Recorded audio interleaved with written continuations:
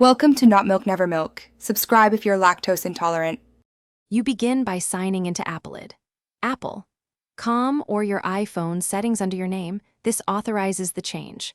Once logged in, make sure your device passcode and two-factor authentication method are accessible because Apple will verify you. You should also check whether your iCloud email is an Apple domain or a third-party address. The process differs slightly.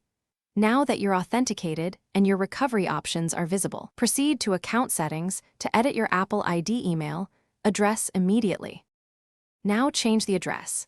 Select Account, tap Edit, then change Apple ID and type the new email.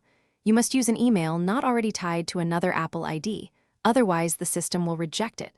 After submitting, Apple sends a verification code to the new address. Open that mail and enter the code when prompted.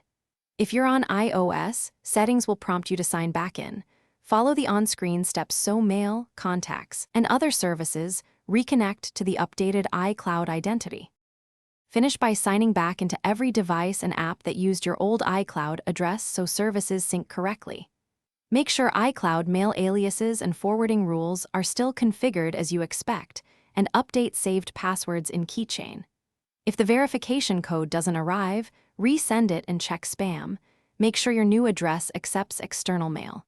If problems persist, you'll contact Apple support. Explain you changed your Apple ID email and provide device details for fast.